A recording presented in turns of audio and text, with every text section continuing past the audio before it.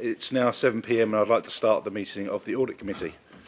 I would like to remind everyone present this meeting is recorded and being uploaded onto the Council's website and onto the Council's YouTube channel. As this is the first meeting of a new committee, I would like to introduce myself. I am Fraser Massey. I am an independent member for East Tilbury Ward and I'll be chairing this meeting. I'd now like to introduce my Vice Chair. We'll go around the room with members and officers so everyone has a chance. Good evening, everyone. My name is Shrikant. I'm Avelley and Upland Labour Councillor and Vice Chair for this Audit Committee. Thank you. Evening, everyone. Councillor Mark Howell, Bellas Ward for Labour. Thank you. Good evening, everyone. My name is Ngozi. I'm Labour Council for Chadwa St. Mary.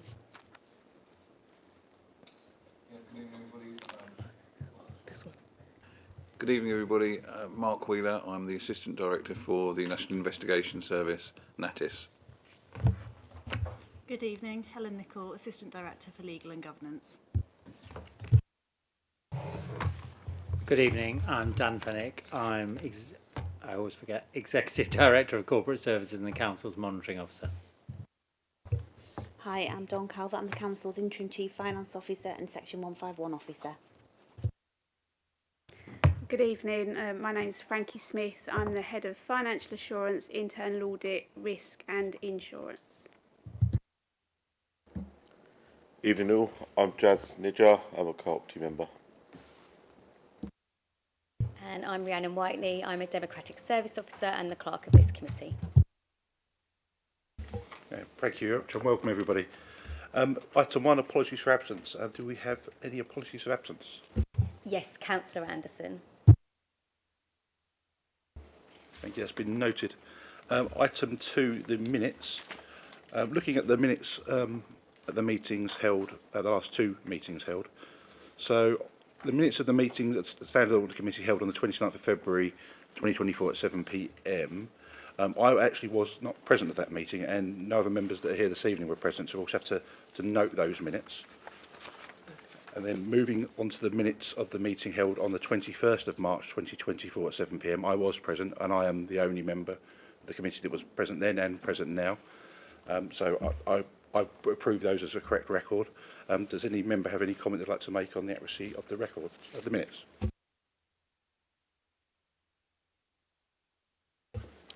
Okay, those minutes are adopted. Item 3, urgent items of business. I have not agreed to any items of urgent business. Item 4, declarations of interest. Does anyone wish to declare a declaration of interest?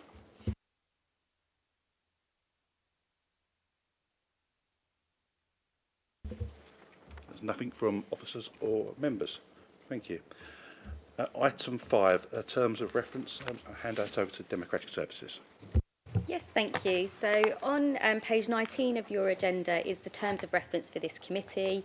It contains important information about the committee and sets out what you are constitutionally required to do.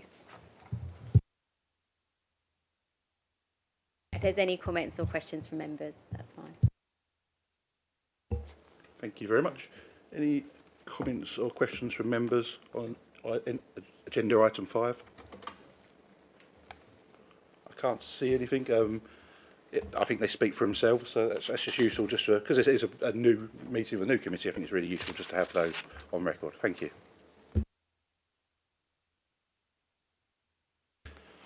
Item 6.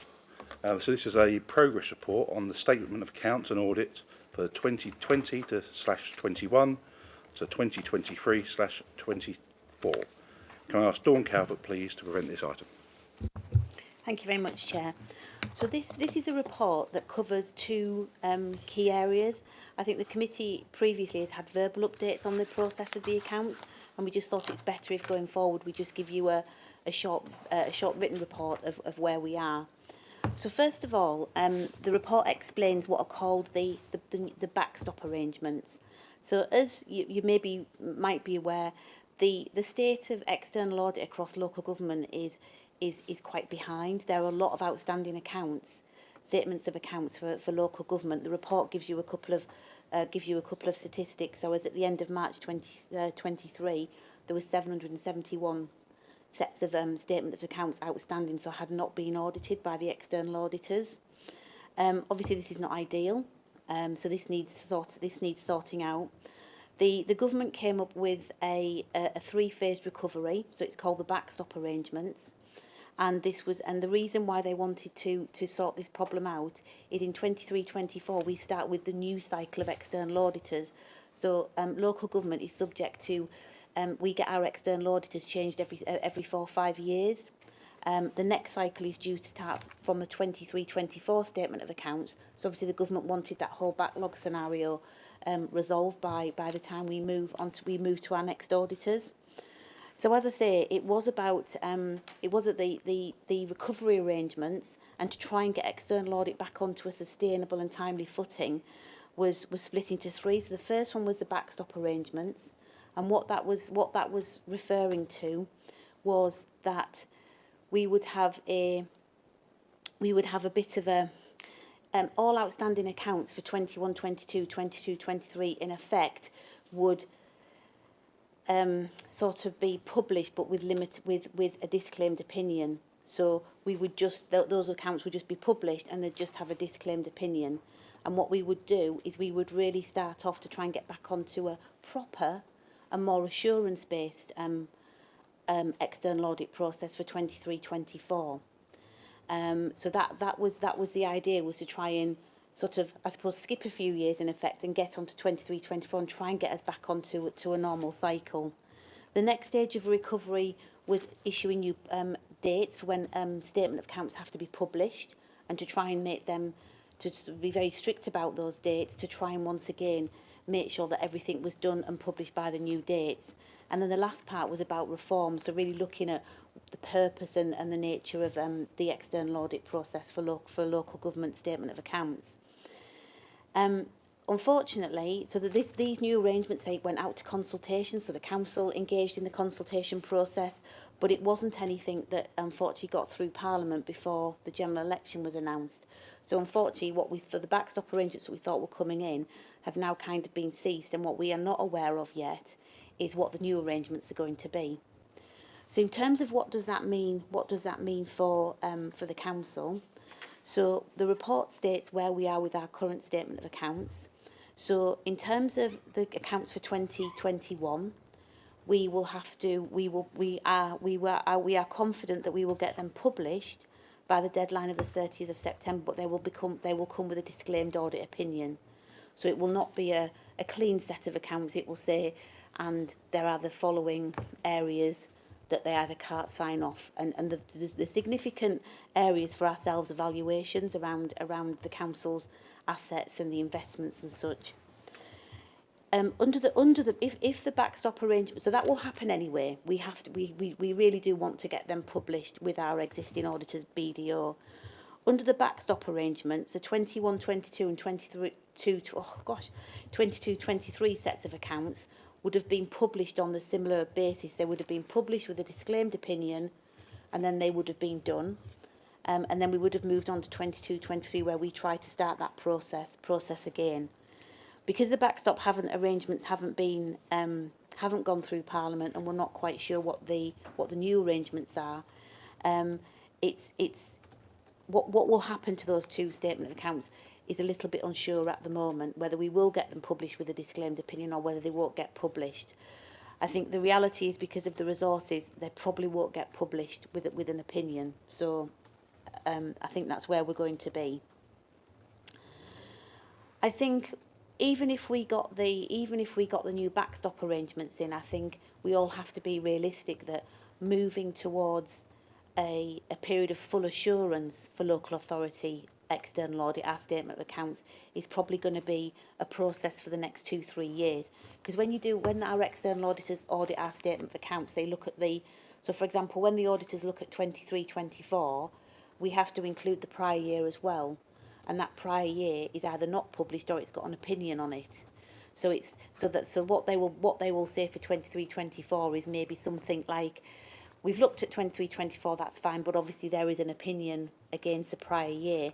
So it's going to take us a few years looking forward to get to that what we would call full assurance around local government audit. So we are really just waiting to understand what the arrangements are. So I think we'll get 2021 published with an opinion, but it's still there's still discussion around what's going to happen to those 2 years.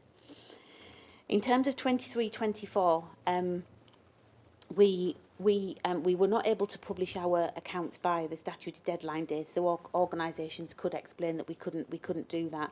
And once again, the significant challenge for us is around valuations. So we have, as we all know, we have had some very significant investments on our accounts. For example, the solar farms, and valuing them is very, very difficult. And we were faced with, if we did a full valuation, we were faced with a potential cost of about £500,000 for that valuation just on one of those investments. Because the valuation might have been based on a lot of assumptions, there then was a query about whether the auditors would accept that. So you kind of face, well, is that really what we should be doing? So what we've done is we have put the valuations in our accounts as best we can. So, for example, on the investments that we've sold, it would make sense to use a sale value. That's probably, that's a very sensible way to value that asset. So that is where we are currently with our statement of accounts. We are due to get our new auditors in. So our external auditors at the moment are BDO. We are due to get our new external auditors, Bull and EY. We are in the process of sorting out the handover arrangements between the two auditors. So there is normally a handover arrangement between external auditors where they will swap files and, and so there are some requirements that the council has to do in terms of getting. We've had to provide the new auditors with a lot of information, and we have to get some declaration of interest forms signed from members and key senior officers before our new external auditors will speak to us. So if you have received one of those declarations to sign, I would really appreciate if you could get that signed for us. We have a new chief accountant in the organisation, so we have a lady called Yinka who is very, very experienced at really adding some robustness to accounts. So I think that will be a real bonus for us as we start our conversations with EY.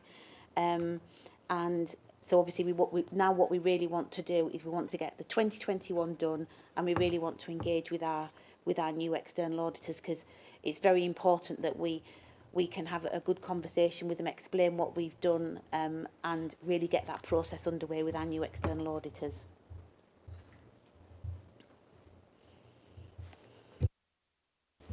Thank you very much for your report.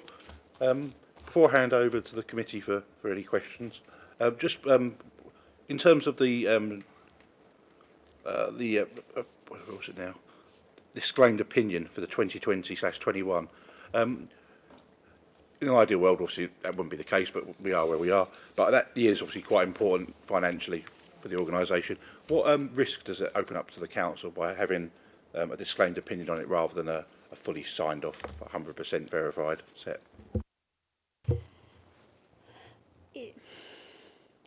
Personally, I don't think it will. I mean, I think there's under normal circumstances, if you have a disclaimed opinion on your accounts, what normally happens is there'll be a set of recommendations, and you work through their recommendations to move that opinion. So it's more around sort of, it's a bit like internal audit. They will issue a set of recommendations, and you work through them recommendations so that next time you can have full assurance. So I think maybe the only challenge for the council, because of the financial position the council is in, when we go to MHCLG now for our financial support, they often say we will wait until you're audited. We will wait until. So, for example, if they were saying what financial support they would provide for 23-24, they normally say we would like to see your audited accounts. So that would be a bit of a concern. But I think because the problem is, because it's such a national issue, then it would be an issue, but it's not an issue because it's a problem nationally. So really, it's just, it's in an ideal world you would have a clean set of audit statements and a non-qualified VFM opinion.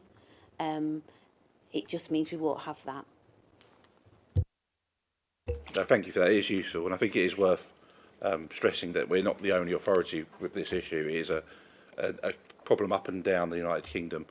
Any other member comments or questions for this item? Yes, Mark. Thank you. Thanks for your poll.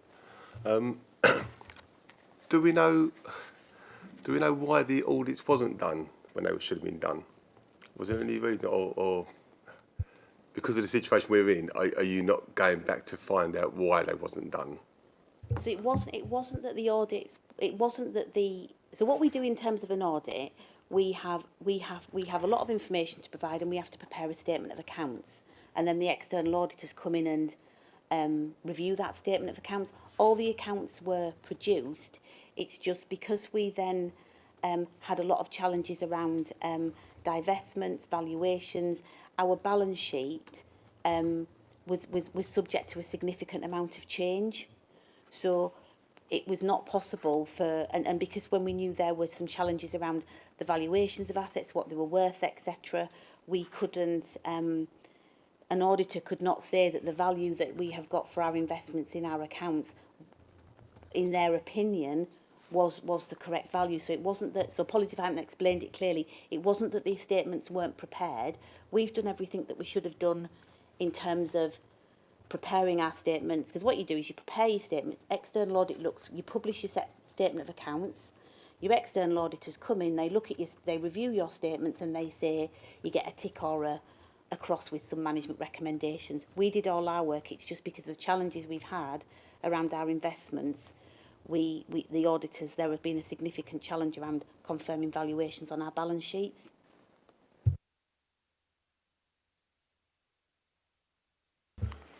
Any other member with comment or question? Yeah, Jazz. You mentioned obtaining a sales valuation. Has that been obtained, and would it come from a number of different parties? That could be a way forward on actually you de-risk your balance sheet and you've got a low base number, and then you can get all these accounts signed off and move forward and potentially recognise some upside in the future. So what we've got is we have assigned valuations to our assets, investments in our accounts, but on some of our bigger assets, so for example the solar farms, that is a very, very complicated valuation process.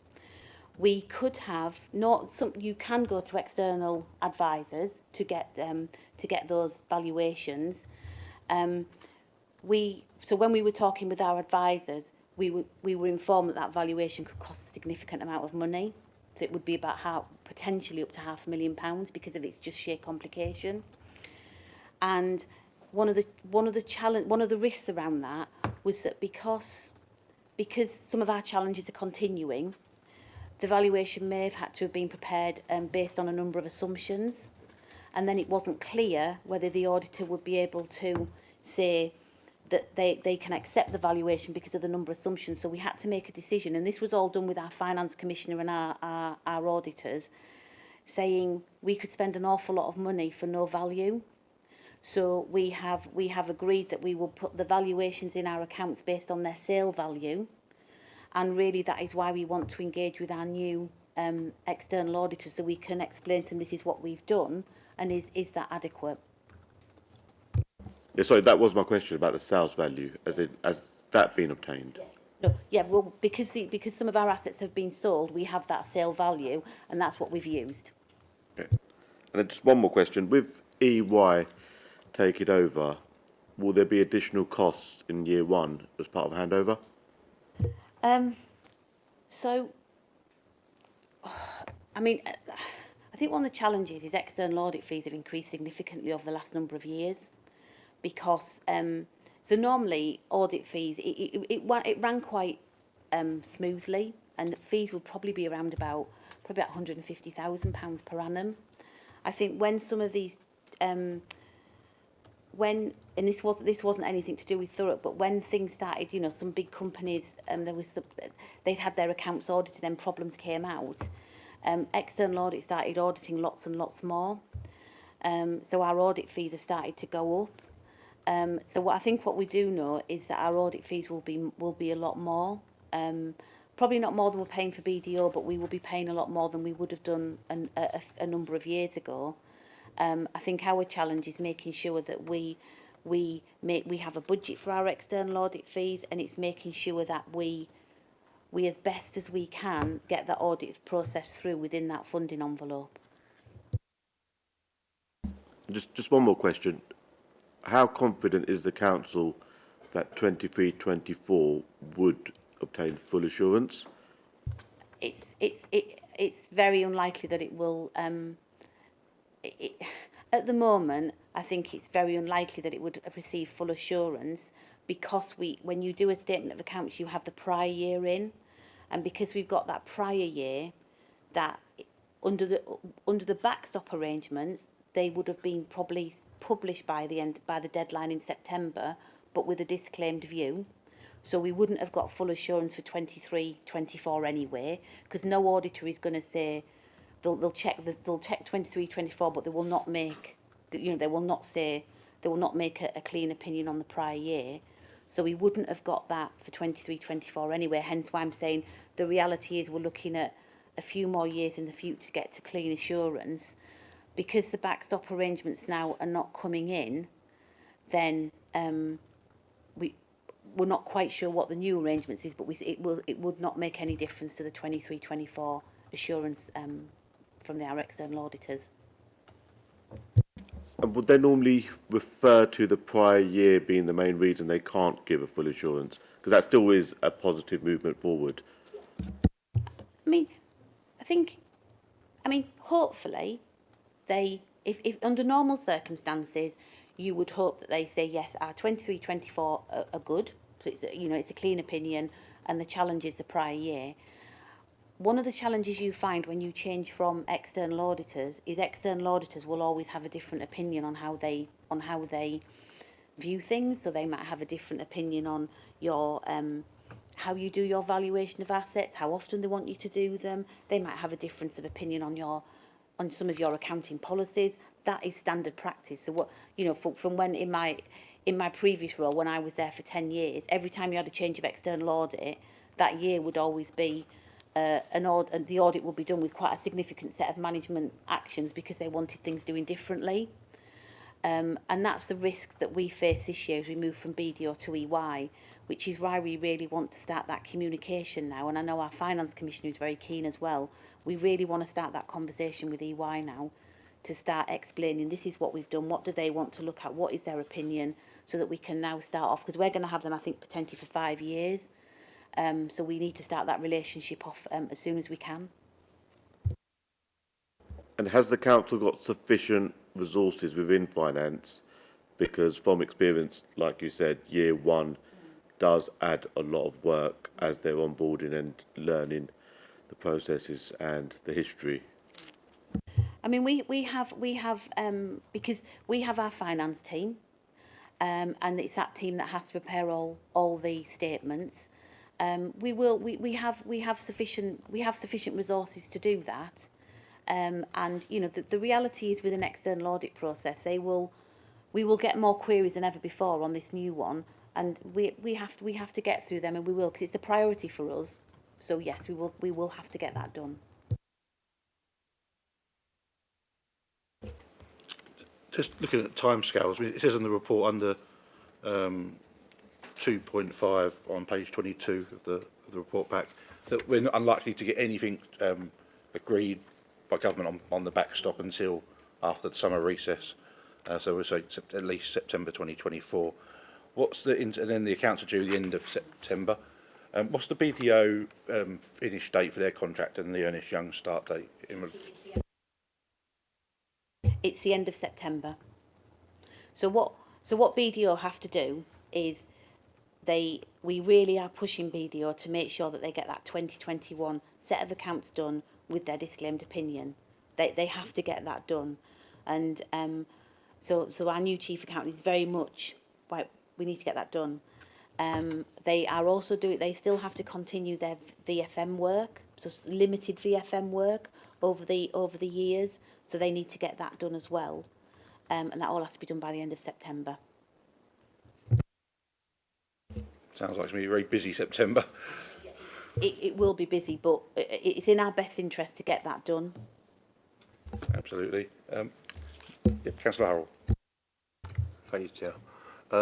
You just said they have to get done in September, really busy, and there's a lot of pressure on them. Is there any leeway? Because if you're putting pressure on people and you're rushing them and that, I understand it's massively important, but mistakes happen and things get missed, don't they? So, Yeah.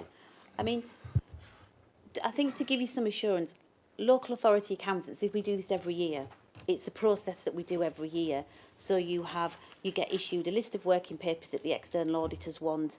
We provide all the evidence. They will check it. They'll come back with queries. They'll be backwards and forwards with queries. This is a, for want of a better word, this is a business as usual process for us. So we are well into our audit working papers for 23-24. And it is a business as usual process. It's obviously been very difficult over the last few years because of all the challenges, not only our own challenges, but the challenge with this backlog. And I think we allude to this in the report. One of the biggest challenges is because there's been quite a lot of criticism of external auditors, and they have been subject to their own reviews from the FRC, so the Financial Reporting Council. They are asking more and more and more questions. So you are finding that process is very much, before it would be, there's the working papers, they come back with questions, there'd be a bit of backwards and forwards, and we get all the statements, would all be rubber stamped. The reality is now there are so many questions coming backwards and forwards, but it is something that the accounts team are used to doing.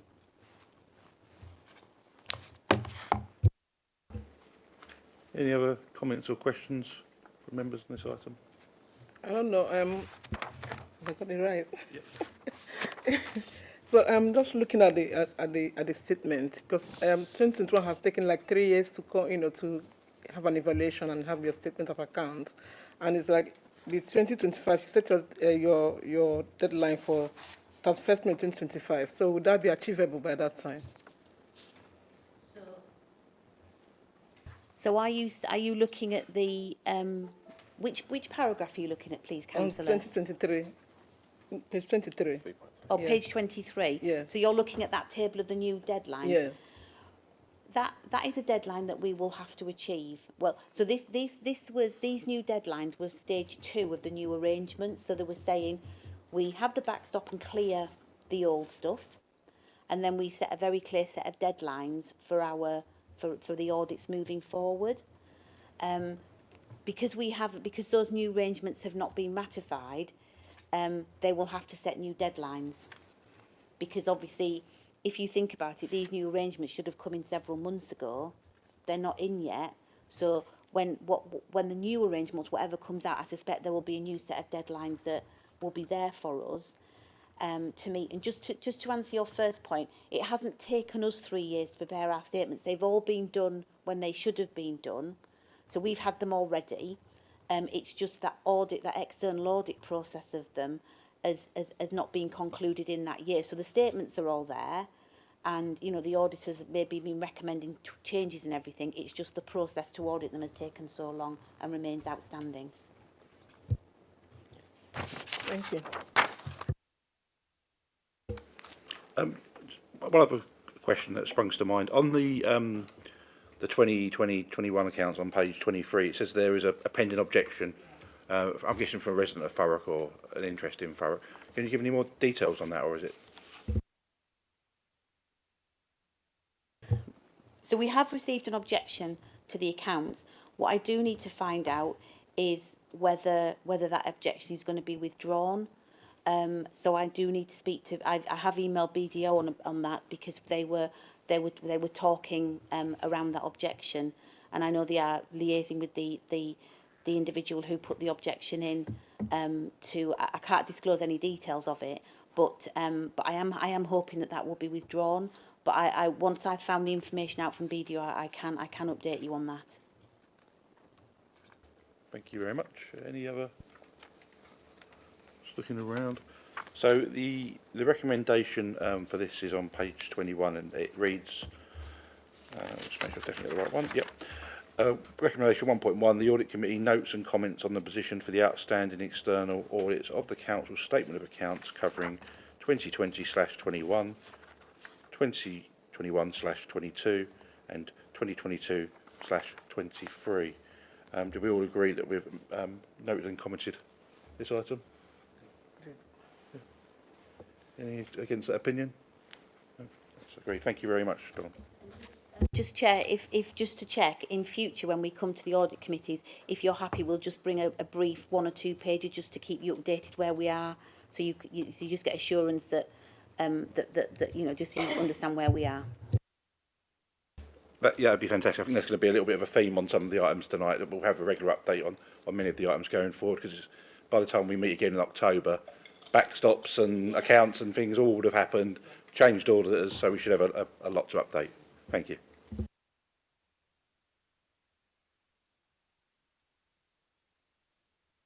I'll move on to item 7. This is the internal audit plan, and then can be found on the pages 19 of the agenda.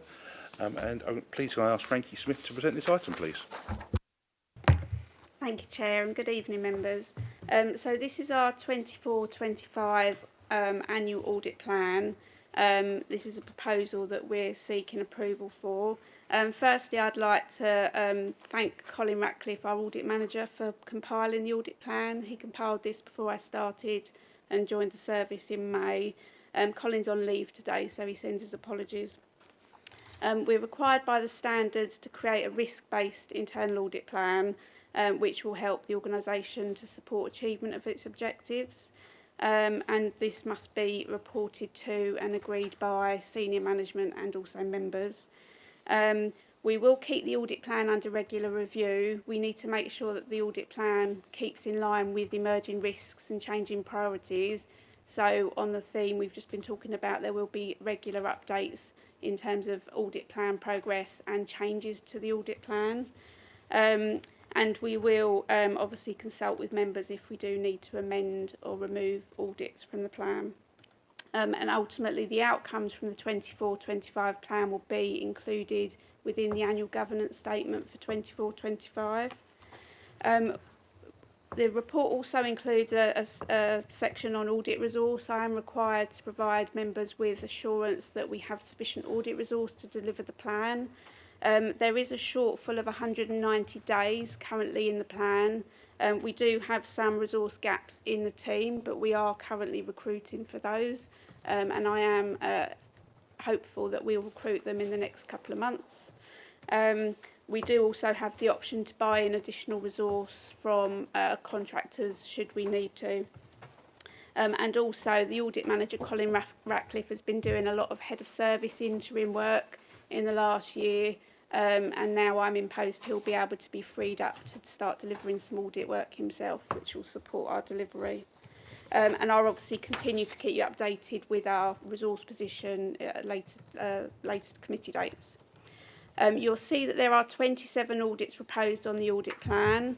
There's a mix of assurance and consultancy pieces, and there's a wide coverage across all of the directorates, with some being cross-directorate. 6 of the audits are audits that have been deferred from 23-24, and the audit doesn't currently include indicative timings for those audits, but I will provide you with much more information on that within our next update report. The next steps after this evening's committee is to consult with the relevant heads of service and service managers to agree the timings of those audits. And normally at this point I would be presenting our key performance indicators for the year to members. I want to spend some time looking through those because we don't necessarily have the data to back them up. So I just want to look at the key performance indicators, make sure we've got the right ones with the right data to support. So I'll provide an update on that in the later committees in October. One of the issues that came out of a previous committee on our reporting related to the follow-ups on agreed management actions. We will be doing a lot more work proactively on follow-ups. So every month we will be looking back at agreed management actions and doing follow-up work to see if they've been implemented, and I will be presenting members with regular reports on that. So that's going to be a core part of our work during 24-25. And then during the year we will also be doing other work, which includes grant certifications, and that body of work is continuing to increase in our resource demands, but that's something that we can fulfil within our current resource. And we're also providing resource in consultancy capacity on the expenditure control process, so we're now going to be part of that process to provide assurance that expenditure control is following due process. And also in the year we'll be spending a lot of time developing an internal audit strategy and also a service improvement plan to ultimately enable us to become compliant with the new global internal audit standards that come into force from the 9th of January. And then finally, in terms of the 24-25 audit work, I can confirm it will be completed in line with the standards, and that we will be preparing and getting ready for an external quality assessment.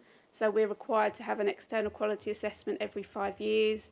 I envisage it being timed for April 2026, which means that 24-25 work can be concluded and delivered in line with the standards, and I'll bring papers back to members on that because we'll need to seek your input and approval on that. I'm happy to take any questions from you, with the caveat that if there are specific questions on individual audits, I might have to defer to my colleague Colin, who did all the audit planning, and come back to you outside the meeting, but I'm very happy to take any questions. Thank you very much. Thank you for presenting your report, and pass on my thanks and the committee's thanks to Colin for the work he's done, and yourself, of course. I've got a quick question about timing. So this committee was to approve this evening, and look at Appendix B, it's due to start in July 24. How quickly would the team actually be getting onto these audits? Yeah, so we've already started. So we're now planning the first few audits from the 24-25 plan, so payroll and pothole management, and also the mould damp, can't remember what it's called, but the mould item for properties. So they're already in planning, and they can, hopefully we can start the field work end of July, beginning of August on those. So they're already in transit. There may be, so this plan is for July 24 to March 25, and we do anticipate there'll be a compressed amount of work sort of in quarter 3 and 4, but obviously subject to the services being able to accommodate that. Thank you. That's, when you said we've already started it, that was exactly what I wanted to hear, so thank you for that. I mean, a lot of what these items are going to form a lot of what this committee is going to be discussing over the next few months. I do a bit concerned that a report the next time we meet will be a bit too much of a gap. Is it possible we could have sort of like a monthly update on this circulated by email to the committee members on the progress? I'm very happy to accommodate that. Obviously I can speak to officer colleagues, but it would be routine for me in previous roles to provide a presentation pack like slides to senior management and also officer members to say this is where we are with the plan. So I'm very happy to accommodate, and I can liaise with yourself and Dawn in terms of a template and protocol for that. Yeah, thank you. I think that'd be really useful, giving assurance to members that we're not slipping on timescales and where there are problems before they actually become real problems. Any members' comments or questions on this item? Jez? Will all these internal audits be carried in-house, or will Mazars still be used? So we've got Mazars as an option to draw on should we need to. The current plan is to, so we've got an advert going out for a senior auditor, subject to approval, but I really want to bring in a permanent person for the senior auditor because we need the experience and qualifications. We're also looking for a 6-month agency person that we can recruit through our matrix agency arrangement. And the reason why I'd rather bring somebody into the team is so they can be part of the team to build that team cohesiveness, but also so they can understand the council, the culture, and be more in tune with Thurrock. Mazars will be an option, but they might not be the first option that we draw on. So I wouldn't like to say we're not going to use Mazars. They've been doing some good work for us recently, but I'd much prefer to have people in that we can build into the team.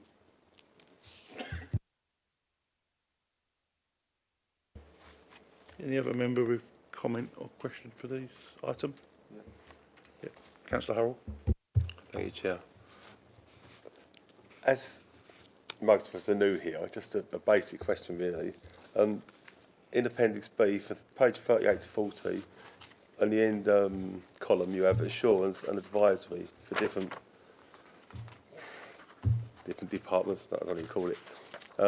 Could you just explain the difference in your words, what advisory and assurance is, please? Yeah, absolutely. It's a really good question.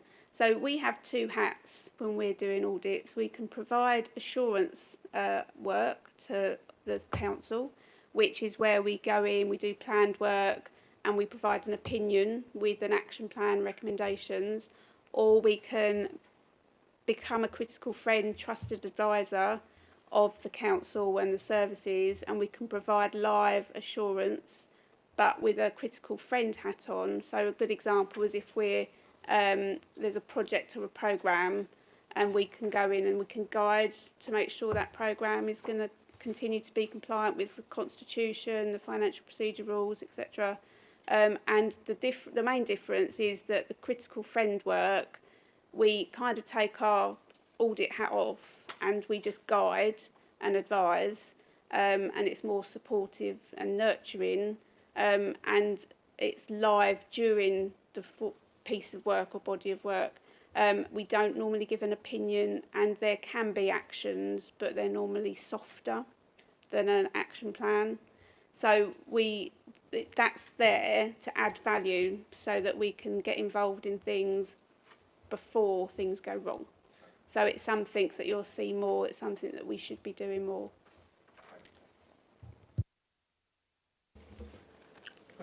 On this, where some of the items seem like they're going to be quite technical in terms of IT, digital areas like that, currently as the authority operates, are we able to bring in members of staff from other departments to help with some of these audits that might have experience or qualifications in these areas? Yeah, I mean, it's a valid, so we would be able to draw on external colleagues to deliver that work, but obviously there'd be a premium. It might well be that we could second somebody in, I mean, for risk management of this project, obviously, but we have identified people in the council with those skills and qualifications, so it might be sensible for us to liaise with heads of IT, for example, and see if there's anybody that wants to do a placement on a temporary basis, but certainly we could consider that if that was an option. We do have somebody in the team, well, a couple of our colleagues are very technically minded, and one is very driven in terms of IT audit, so I think, and they're having mentoring with another IT auditor, so I think quite quickly they would build up their capability, but in short term I think working with IT would be a good way forward, as long as we manage those sort of independence and conflicts of interest properly. Thank you for that. Another question. In your opinion, is there any of these audits you worry that are less likely to go smoothly? I don't think I'm worried about them not running smoothly. I think when I presented this to senior leaders, there were concerns about broad scopes. So the demand for adult social care and children's social care, the scope presented is very broad, and that would be very challenging for us to do within a 20-day budget. So what we agreed at the time was that we'd need to carefully scope those audits, and also be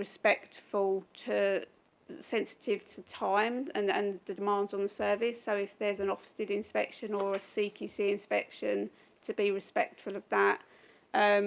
and also just being mindful that there might be other priorities in services that means audit wouldn't at that point be helpful. But I don't think there's anything that would be difficult to do. I mean, the audits are on here because they're deemed to be worthy in terms of risk, but that's not to say there's anything that's on there because there's a challenge that we've identified. And when you've had a chance to talk to heads of service and things like that, when would we expect on our monthly update to start seeing dates on these audits? So I had envisaged bringing that paper back to you. It might not be October committee, but perhaps the November committee, if there is one in November, because the October paper will be our annual opinion for 23-24. But I could, if you wanted something sooner than that, I could certainly incorporate it into the monthly slides.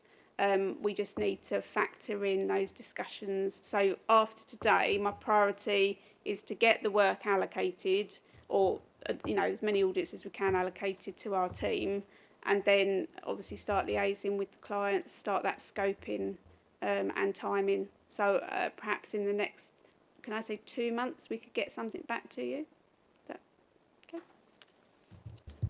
That seems quite a reasonable timescale, going from a standing start as such. Yes, Charles. Thank you. I probably might have heard you wrong, but I think you've mentioned that you've got payroll and also pothole, which was brought forward from last year. Yeah. What other priorities been given to the 2023-24 deferred audits that are still sitting around before we start off with the main 24-25? So on the 6 deferrals that are in this paper, in terms of priorities, so they've been deferred for valid reasons. So data protection, for example, that service is going through a significant change, and it was deemed to be more effective for us to delay. So we'll probably do that in Q4 to give that service the opportunity to the restructuring to settle down, and also we're doing some governance work around that. So there'd probably be limited benefit in us doing that now. And similar for the CQC inspection, that we've just had CQC in, so there's probably limited point in us looking at that now. So payroll, we were asked to defer that to July, so that's what we've done. We've picked that up in July. But the others aren't considered to be high priority, so they'll just be factored in throughout the routine work that we're going to do. Sorry, just to follow on. I think we've had quite a few meetings in the past where major projects and the learning points from there have been raised. It seems to me it's been deferred for obvious reasons, but pushing it down the line again doesn't seem to be addressing issues if lessons have to be learned now. Is there any, not saying in my own words, is there any review of that needs to be done earlier in light of projects that Council has undertaken? I can certainly take that back, and we can look at that and work with the head of service to see when the right time was going to be and if that can be brought forward as a priority.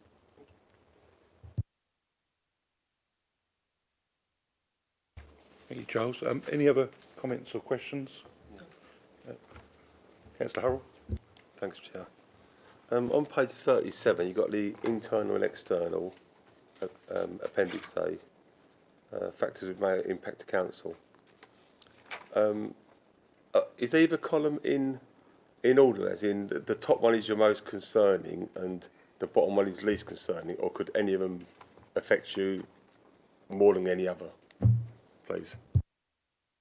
No, it wasn't in a particular order. It was just how I designed it based on the words that were presented to me. But that's the reason. So I've spoken to Councillor Massey earlier, and I said if there's any design suggestions on how we can improve our reporting, very happy to receive it. So I can build that in to future that we can perhaps, prioritise them. So thank you for that.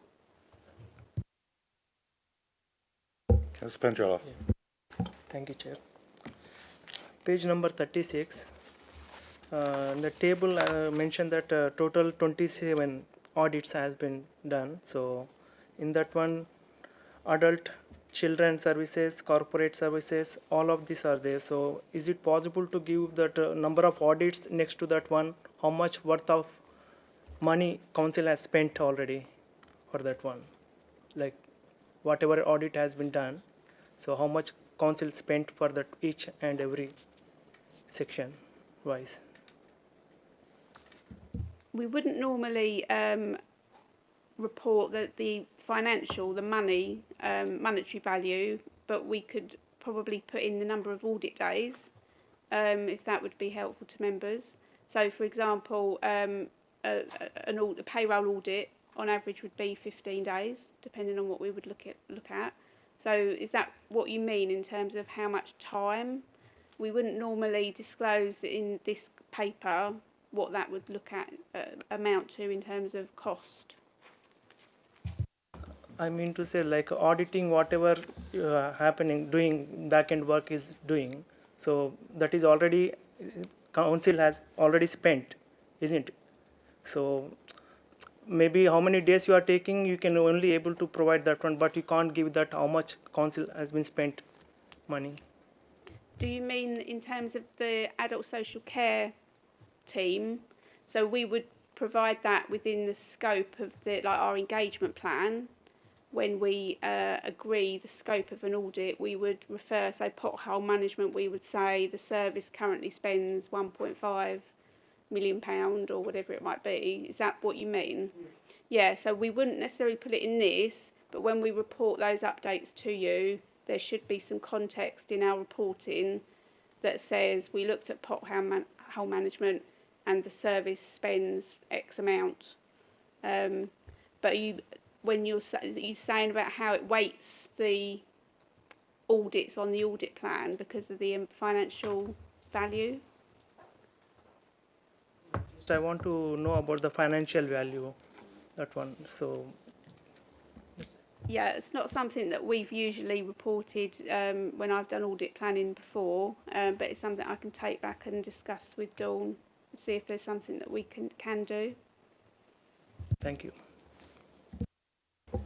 Just again on Councillor Hurrell's point of the internal and external factors, how often is this reviewed, this table?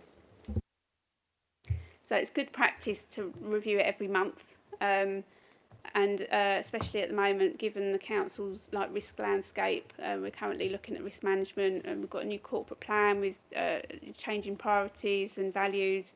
I wouldn't want to commit to monthly at this point. I think we've got a lot of work to do, but I would certainly want to do it at least quarterly, and we can coordinate that with, I want to meet with all key senior leaders and managers at least quarterly. So that would be part of those discussions about what's happening in their service areas and changing priorities. So at least quarterly, but once we get in the rhythm and business as usual, we can hopefully do it monthly. And just off the back of that, so this, obviously we're being asked to approve this plan, and potentially this table in the plan could change. What else could change in the rest of the plan without it coming back to this committee?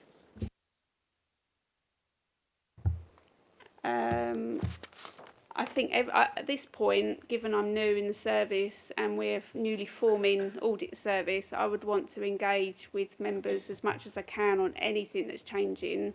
So I think the regular updates is going to be key.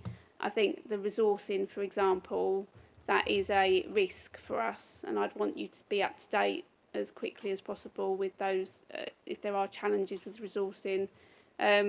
So I don't think it's a case of what I can change without coming back to committee. I think it's a case of being transparent and making you aware of the changes as quickly as we can.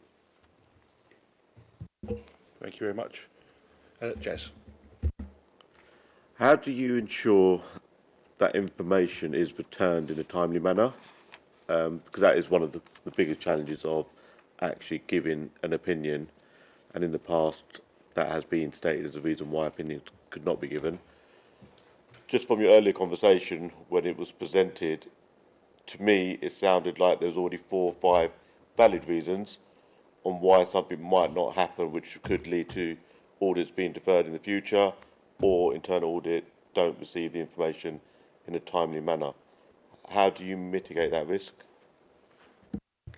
So that's why I want to spend time investing in those critical conversations with heads of service, because from tonight I can take this back to those managers and say these audits have been agreed, we need to do them in 24, 25, when is the best timing for that to happen?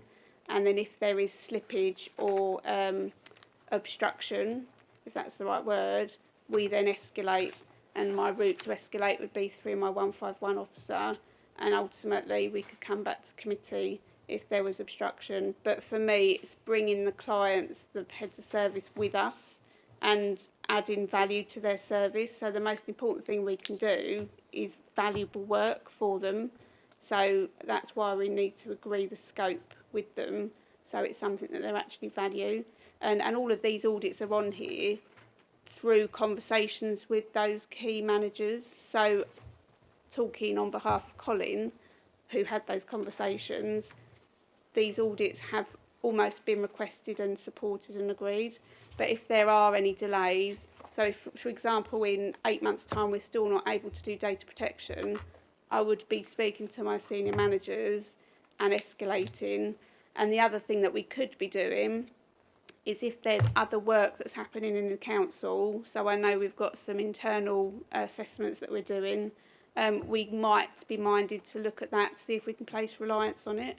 But ultimately, data protection for me is a high priority, so it's not a case of we won't do it, it's a case of timing it to be sympathetic, but we do need to do it. We should be doing data protection routinely. Charles? I appreciate you're new to the role, but in the previous at least 1.5 years, the audit function has been understaffed to the extent that, as you've inherited, quite a few things have not happened. At an earlier meeting this year, reading from my notes, Colin had mentioned that the department is still understaffed to the extent that it needed a IT auditor and some other senior manager. Well, not audit manager, but senior auditor. What is being done to bridge the gap? Because you've got 360 days available out of 550 which you need. How quickly will this be filled up to make sure that 24-25 does not slip again? So we're going to recruit the senior auditor post permanently, and that's going through the expenditure control process at the moment. So hopefully we'll get the green light to advertise for that, and I'm hopeful that we can interview for that post in August. So there will be a lead-in time for that. And in the meantime, we have the agency resource that's currently out to advert, and we've got several CVs already to consider. So we're going to be interviewing for those colleagues soon. We do always have a Mazars option or an alternative option if there is a delay. In terms of the other, so obviously I've now come into post and I'm filling the role that Colin was backfilling, so that releases Colin's role to do some audit work. So there is a gap at the moment, but we have got a very secure plan to move it forward. There is a challenging market with internal audit at the moment. It's nationally, so we need to make the job offers or the job adverts as enticing as we can. So I've created adverts that are selling sort of health and well-being and the benefits of coming to work for Thurrock that are broader than remuneration. So yeah, I mean, I'm very positive that we're going to be able to recruit. It's the most favourite part of the job for me. The then challenge is how do we keep them? So if we get the specialist skills in like IT audit, like you mentioned, they're a valuable resource and easily taken by others. So it's how do we keep them? But I'm confident we can attract. So I've got a good network. We're going to use social media. So yeah, I think we can get them, but there's obviously a gap at the moment. But in the meantime, we're in a much stronger position than when I think my colleague presented, because I'm here, he's moving back to his substantive role, and we've got 2 auditors in post. And do I take it that from what you're saying, you're pretty happy with the staffing and you assure us that we're not going to be going back to 6, 5, 4 or 3 deferred audits going forward every year. Well, this year. You know. I hope so. My plan is to deliver 27 audits. There might be some audits that aren't as detailed, that we change the scope, or we say we're not going to look at this audit in adult social care, but we're going to do this audit. But the ambition is to deliver the plan.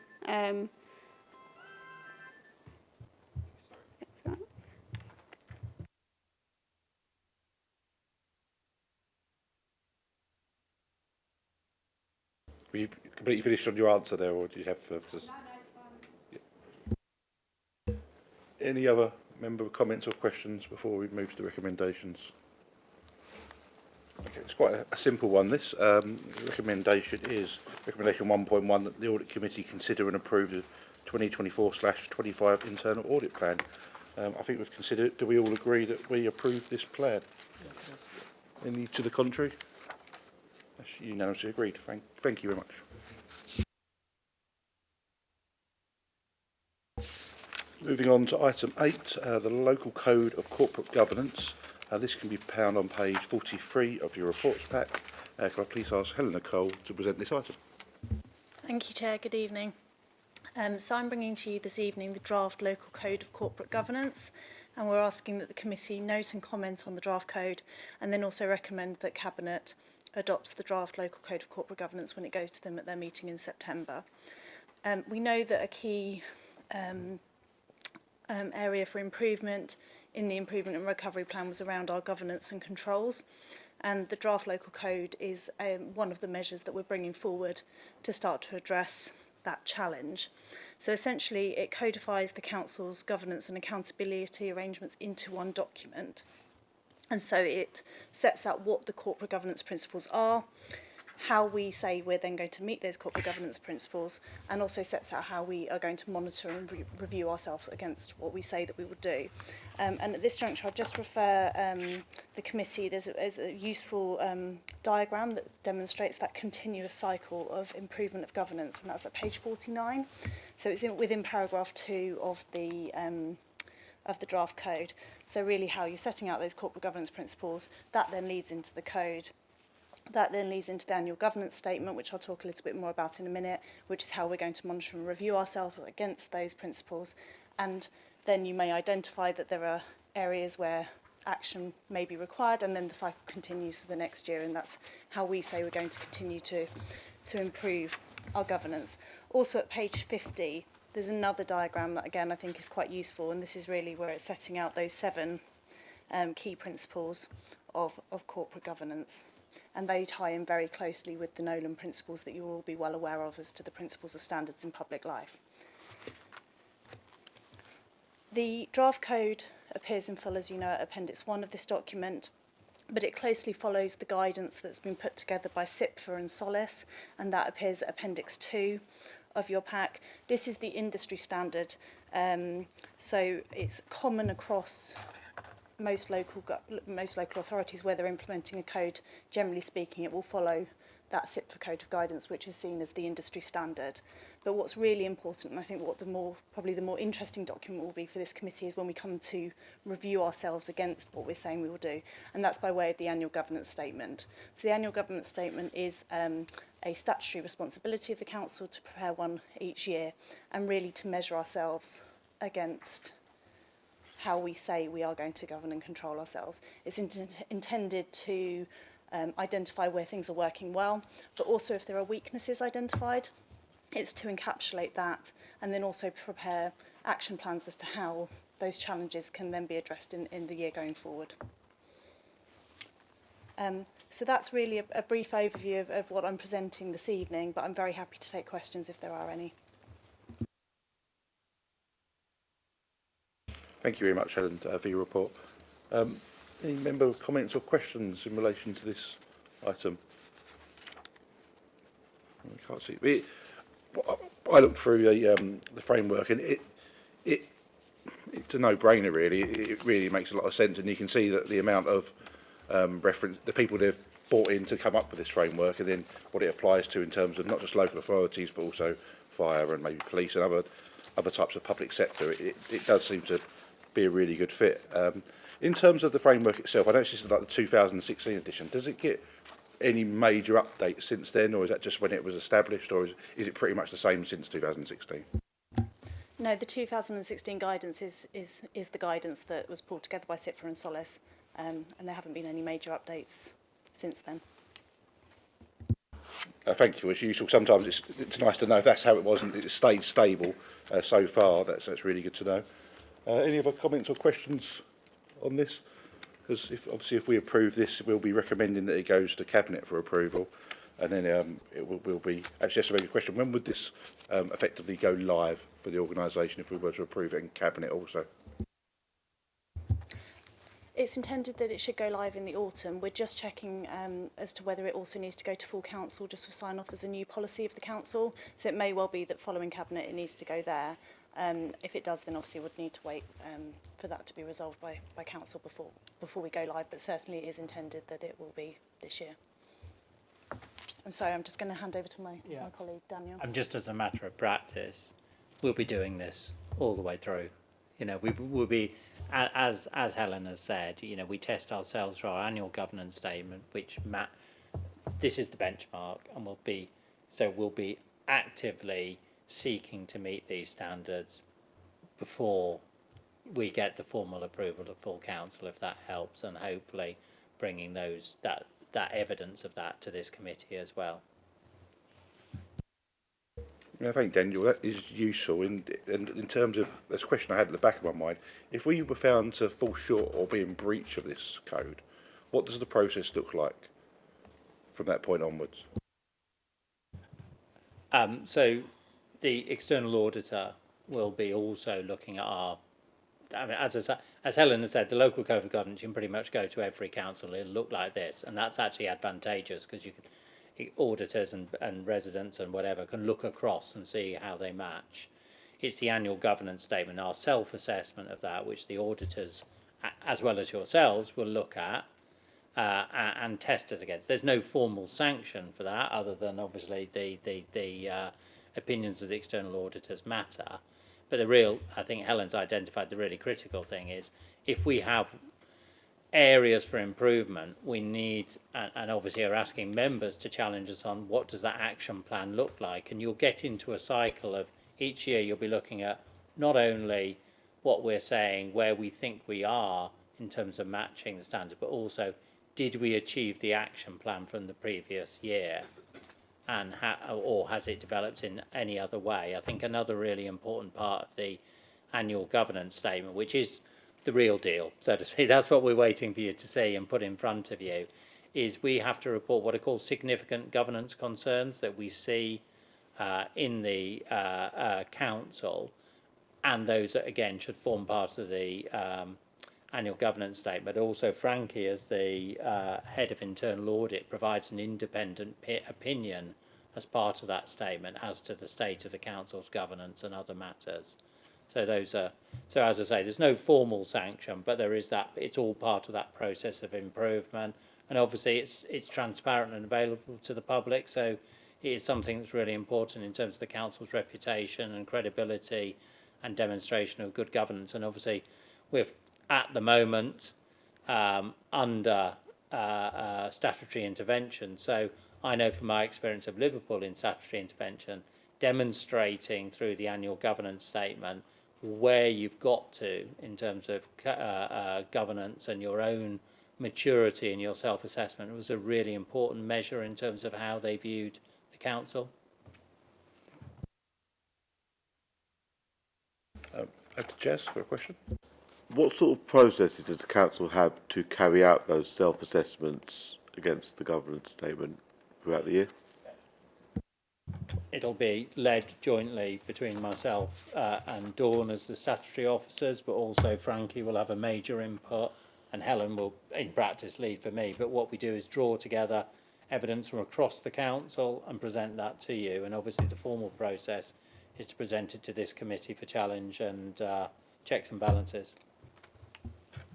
Sorry, if I could just come in there as well. There is a open governance and accountability work stream that we've set up, and it's referenced in the report. So that includes officers from across the business who've all fed into the preparation of this local code of governance and have reviewed and checked their particular areas. But we're continuing to obviously have regular meetings of that particular working group, so that we can then get that assurance from across the business that we are doing what we should be doing. There's a lot of teams already involved and sort of brought into the process from the start. Thank you. Councillor Harold? Thank you. This came into effect 2016. Have we always done this since 2016, or is this a new thing we're doing? So the SIP for guidance came into effect in 2016, and it's been adopted widely across the local government sector, with local authorities setting up their various codes. It's not a statutory requirement for us to have this code, but it's considered to be best industry practice. So Thurrock hasn't had one of these previously, but as I say, in reaction to the improvement and recovery plan and that need to improve our governance and controls, we're introducing it as part of that.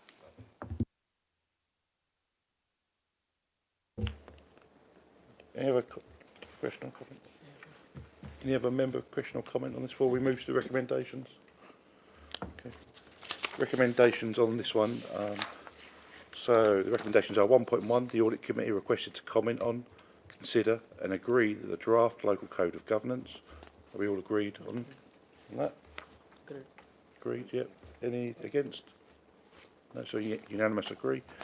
1.2, Audit Committee requested to recommend that the Cabinet approve and adopt the draft local code of governance. Are we all agreed on that? Agreed. Any against? No. Unanimous agreement. Thank you very much. Thank you very much, Helen, for your report. Thank you.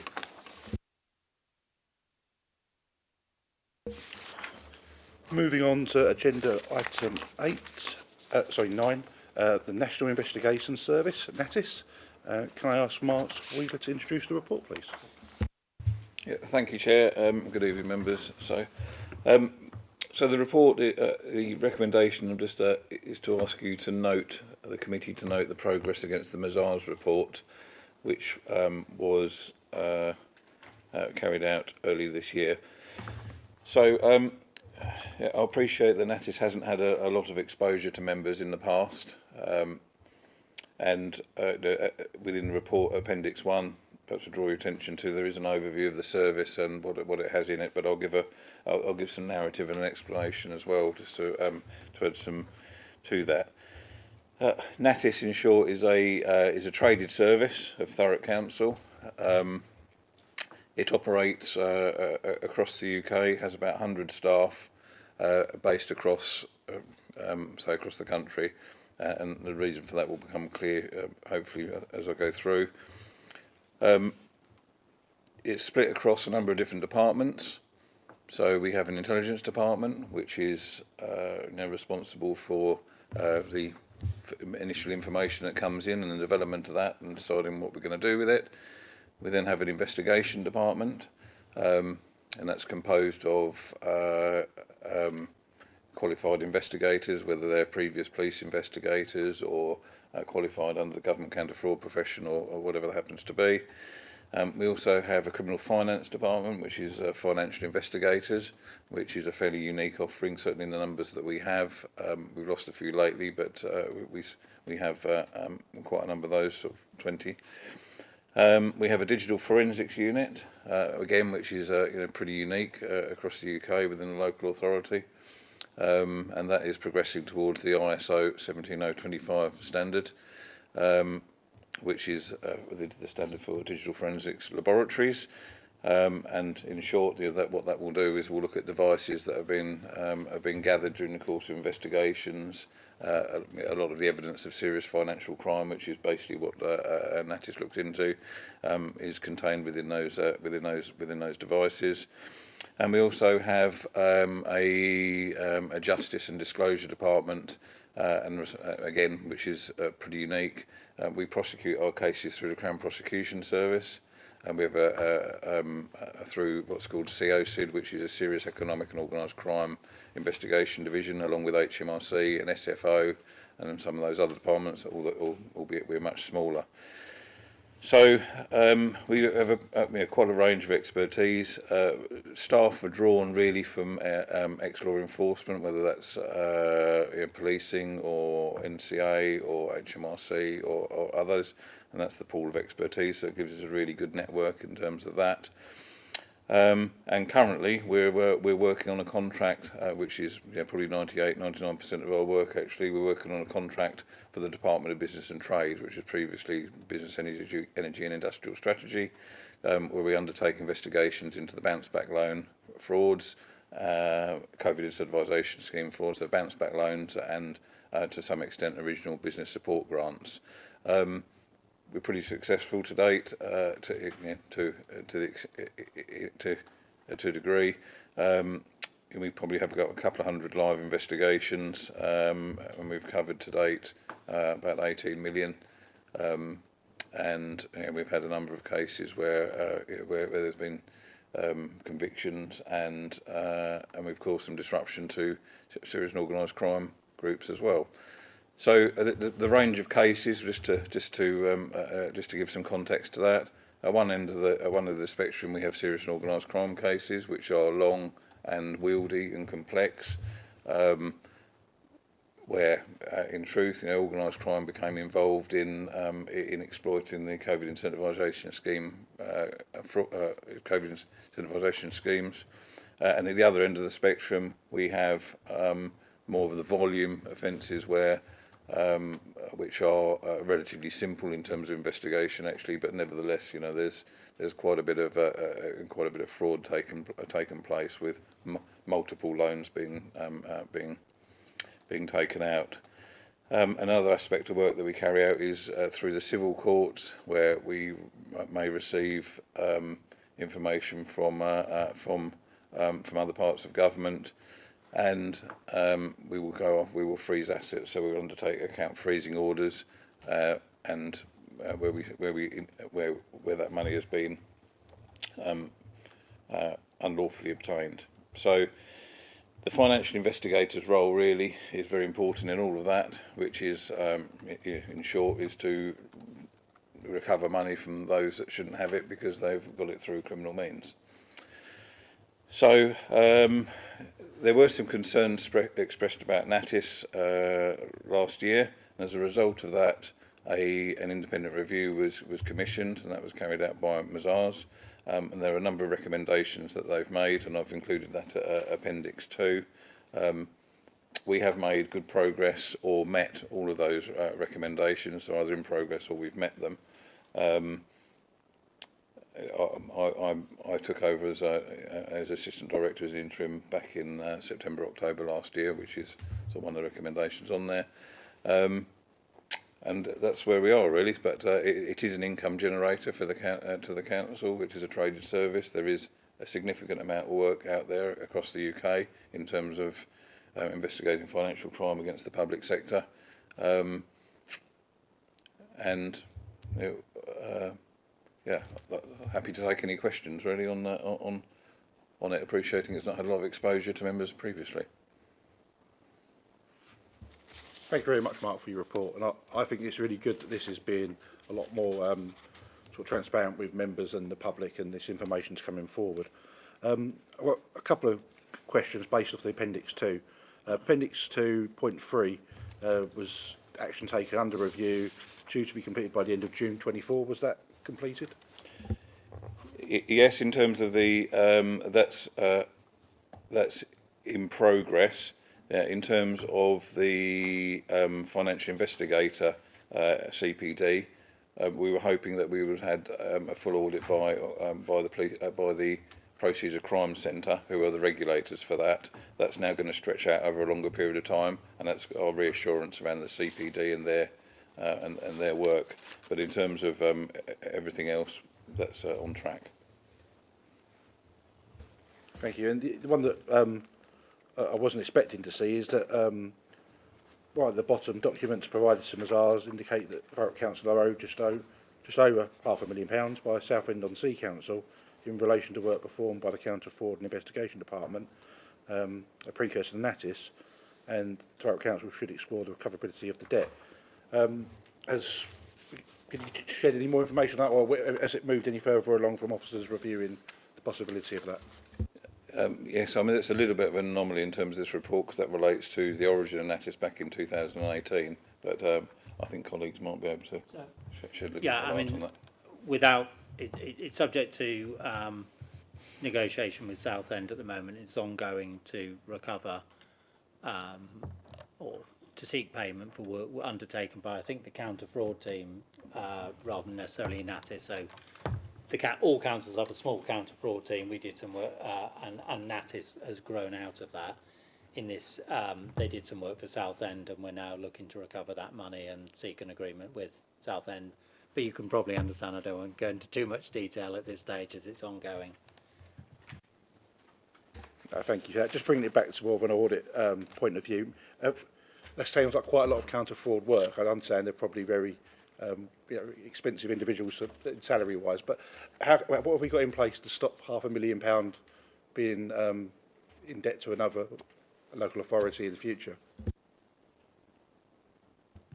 Just from my perspective as director, we for a start got really competent officers like Mark, and in the counter fraud side we've got another AD, Mike Deneen, another former police officer and counter fraud expert, and what we have is a lot more rigour about our finances overall, and therefore any income, or if we're seeking to generate income. And so, for example, with Natis, I can say when I first came in and met with the team, it just seemed like a massive opportunity for us to share that expertise across the council with the benefit that, across the country, with the benefit that we would be able to generate income from that. But we should only do that if we're commercial in the right sense about that. We're not looking to make vast amounts of money, but if we do work for other councils, then we need to make sure we generate the income back.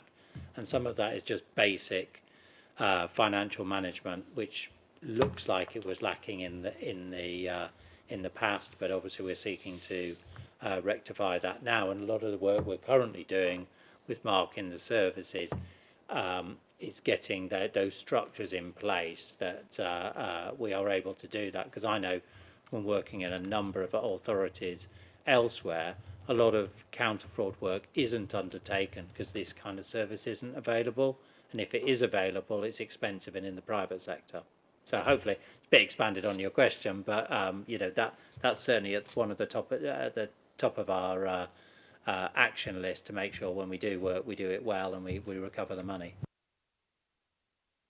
Thank you for that. That is useful. I'll open this up to members of the committee. Charles? Thank you. On Appendix 2, 1.4, you've got Natis is now formalising Thurrock Council structure as part of the Corporate Service Directorate. It has council oversight and governance and oversight. Am I right in saying or thinking that this sits separate from internal audit? Yes, yeah, it does. It does. Okay.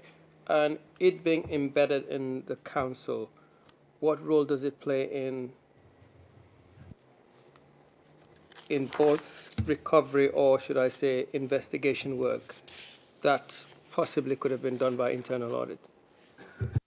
So that there's a counter fraud team, which is part of my services, corporate services, that undertakes the counter fraud work for Thurrock. The Natis service primarily does work under a contract with central government for counter fraud work across the council. I think you're probably right in potentially pointing towards something. There needs to be closer working between those services, and for Thurrock to reap the benefits of the expertise that's in Natis for the benefit of Thurrock's anti-fraud work. And at the moment, because it's under a contract with what is now, I don't even know if it still is DBT, the Department of Business and Trade, could have changed in the last week or so. It's confined to doing work for that. In part of the negotiations going forward, we're looking for them to allow us to be able to do other work, so either for other authorities, but also potentially to combine the work of the anti-fraud team and NATIS to be able to do work for Thurrock as well, because as I say, they've got probably unrivaled specialist skills and equipment in the whole country outside of police forces, and we need to be able to use that for the benefit of Thurrock. Okay. Just concluding it in my mind, NATIS is the sole trading company that does not. No, it's not. It's not a separate company. So councils can set up companies. This isn't it's not a separate legal entity like a company would be. It has operated as a traded service because it isn't providing services for Thurrock. It was providing them for central government, undertaking work across the country. It may have, I think in the past it would be right to describe it as almost acting in a bubble within the council, because it had that relationship. However, part of the work we've been doing is it's always been part of the council. So everybody who's employed by NATIS is a council employee. The council is responsible for its activities, and so Mark was certainly doing this work, and part of it came out of the recommendations from the Mazars work, and certainly from day one, my view has been we need to integrate this more into the council, partly as a perception, but also because of the benefits. So just as an example, there are information governance and data protection experts within NATIS, because they are obviously dealing with some of the most sensitive information you can hold. We want them, as their council employees, I want them working and helping and working with other teams in the council on data protection and information governance and information security as well. So it's more of a ways of working shift, that the council starts to work as rather than in silos, as we're benefiting each other. And as I say, I can't underemphasize the specialism that this service has, partly because of my experience and of working in other councils and lacking this expertise, partly because of its scale. Finally, just how long, in your opinion, would it take for NATIS to start making itself, or should I say doing work in the council or with the council internal team? I think our priority, it's difficult to say. Our priority at the moment is we're coming into we're in the final year of the contract with central government. We're currently renegotiating with them. We feel, I don't want to give too much away because they're in an open forum, but those negotiations are going well. As I say, part of that, what we're looking to do is for central government to realise, to get greater resilience of this service, is to allow it to work with the council rather than simply under the contract, but also, as I say, to reap the benefits for the wider local government and potentially public sector community of such a strong organisation. Because I think one of the things, I'm not sure if Mark did say it, but this is work that the police find difficult to prioritise because of their limited resources, but also it's quite complicated and difficult. And so we are, in a sense, across the whole public sector, filling a gap that would otherwise potentially not be investigated. And as I say, as Mark has clearly identified, recovering money back into the public purse.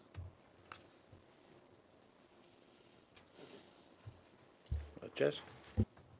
So would we get reports in the future showing how much money has been recovered in Thurrock from the team? We can.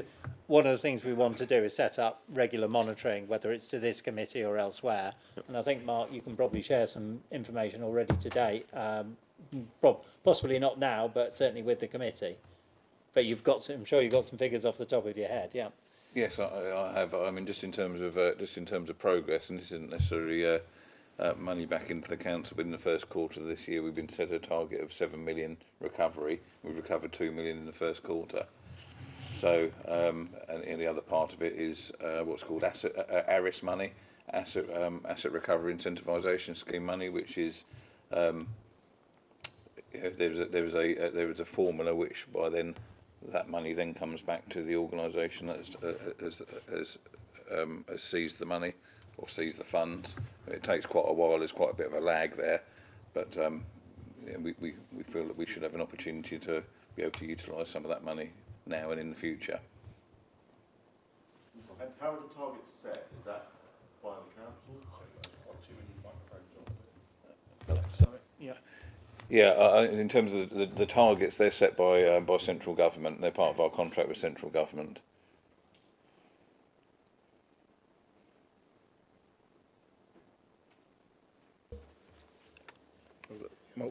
Councillor Panjola.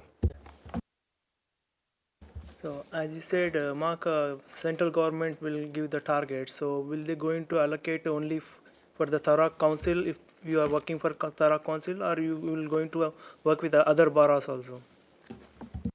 Well, the aim, as Daniel said, is we want to be able to expand. We want to be able to expand our work, but actually also there's a really important part for what we can do with Thurrock Council as well. We've got a lot of expertise there, and I think that's an area which we can expand into. We've just got to work that through and see what it looks like, because at the moment we're committed to a lot of the work is the contract with central government. We need to be given the latitude to work outside of that, but obviously the first customer out of all of that is Thurrock Council. So, you know, that's because we can give those services freely. Thank you. Councillor Harrell.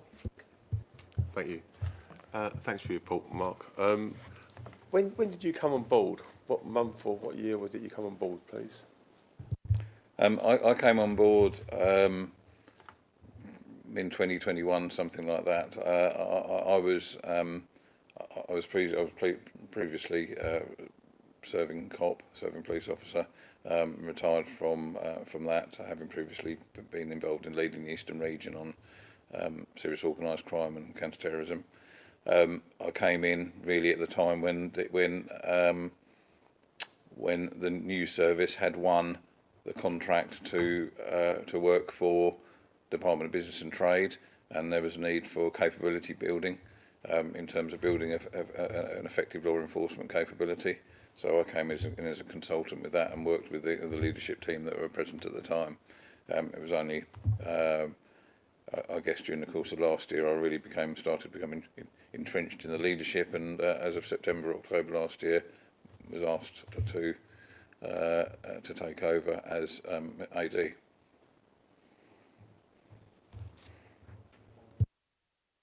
Councillor Harrell, then Councillor Leakey. So how long would Natis be with Thurrock? How long is the contract? So the contract is, well, we're always with Thurrock, you know, that's but the contract is with central government. That is currently until the 31st of March next year. As Daniel has said, we're working behind the scenes to get that extended. We've still got a lot of work to do for central government on that particular contract. Still got a lot of cases to work through. And some are going to take some time to get through the justice system in reality. But alongside that, we want to develop other opportunities. We want to obviously do the work for Thurrock Council, but we know that there's an awful lot of work out there, and we have lots of other organisations speak to us about work that they might want to do. We just need to figure out how to get that into play and balance that against the resources that we've got. The digital forensics unit, for example, is completely unique. That does not exist anywhere else in the local authority landscape at all. And we're doing work already within the council for other enforcement services within the council, now taking on their digital forensic submissions. So, do you want to just briefly explain what that unit does? Yes, sure. Would it help if you understand what digital forensics is? So I mean, in short, digital forensics is the examination of any form of digital device. When we might have carried out a warrant, for example, or a search with the police on something we're investigating, we would seize laptops and mobile phones. In this day and age, every investigation normally has some form of digital footprint, certainly when it's involved in financial crime. So we then have the skills, the accreditation, the setup to examine those. and take the data off that we need, the evidence that is required in order to prove the offence. And when you pair that with the financial investigation side, so our financial investigators are accredited by the National Crime Agency, as all financial investigators are, and they operate using the Proceeds of Crime Act, and then will make applications to various courts in order to get the financial information back about those that we're investigating. So when you start to pair those together, you not only have the electronic or the digital footprint and records of everything, you also have the financial footprint, and that's kind of how you develop your package, really. So then there's lots of there's other things within digital forensic which probably not at liberty to talk about on here, but suffice to say, there's very little we're unable to examine digitally.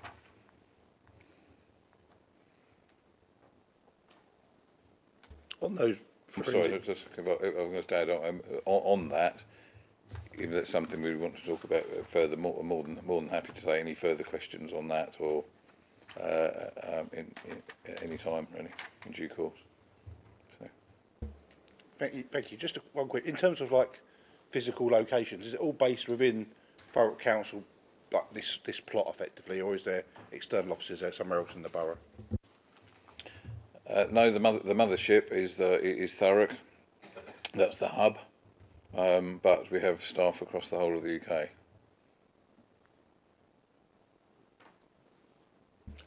Thank you, Councillor Harrell.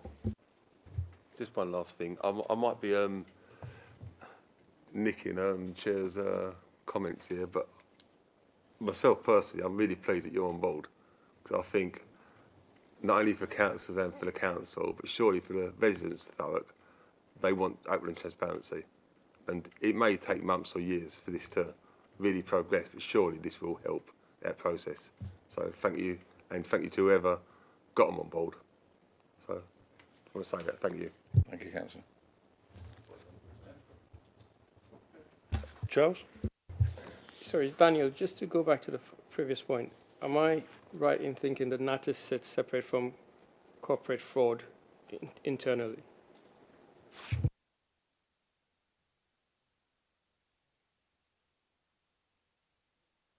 Counter-fraud team of, I think it's 3 people, but that's only looking at Thurrock's counter-fraud work, and is largely focused around housing fraud such as illegal sublets and vacant properties, etc.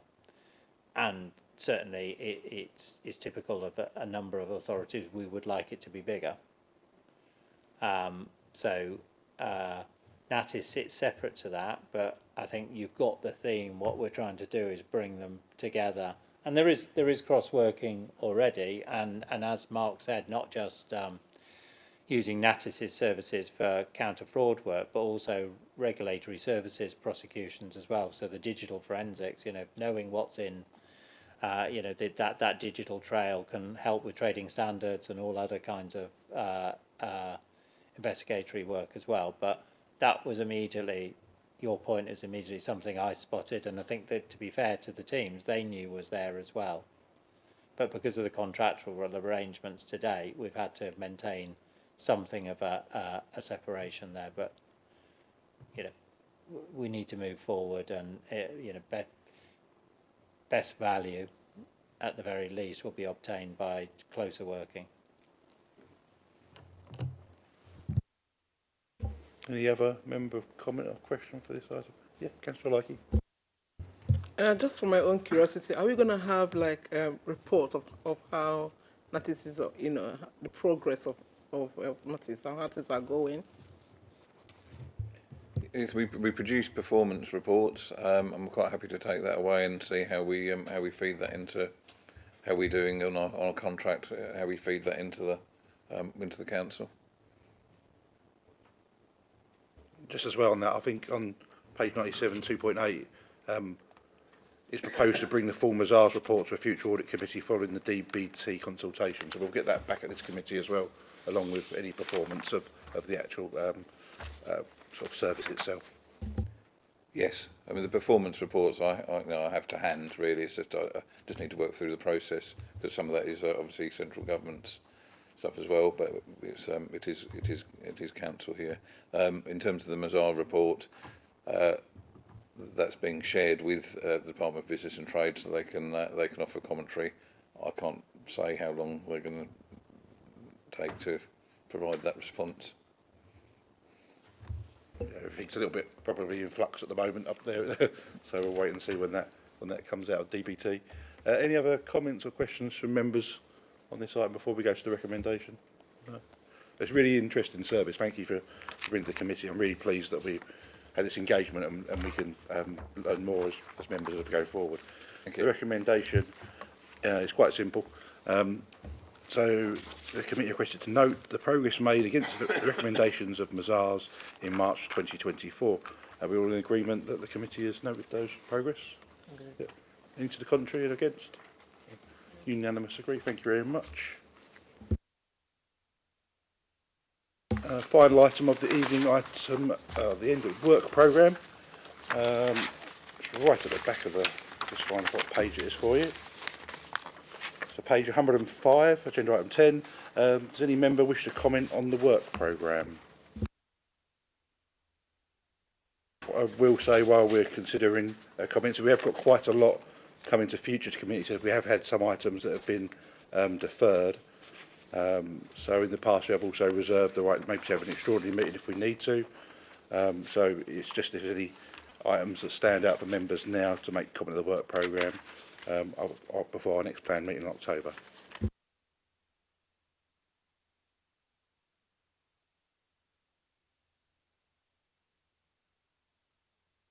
Charles? Just carrying on from our previous conversation, would NATIS report be separately handled or would it be part of our work programme? There are no future reports at the moment scheduled from NATIS. I don't know if, Mark, you're able to give an indication. We've got meetings in October, January and February this year. I haven't got any further that I intend to bring at the moment, but clearly when the Mazars report we have the feedback of that would be a natural point, I think. But as I say, I can't indicate when I'm going to get that response. Thank you, Charles, for your question. Thank you, Mark, because we're democratic going to note that. So once DBT have responded, then we can build that into the work programme for a future meeting. Anything else from members on the work programme? No. Thank you very much, members. That closes that agenda item down. Thank you very much. I'm really pleased to be chairing this new committee, and thank you very much, members and co-opted members for your engagement, and thank you, officers, for some really good reports tonight. I think we've done some really good work and asked some really good questions. And that concludes the business of the meeting. I now declare the meeting closed at 20:42 p.m. Thank you.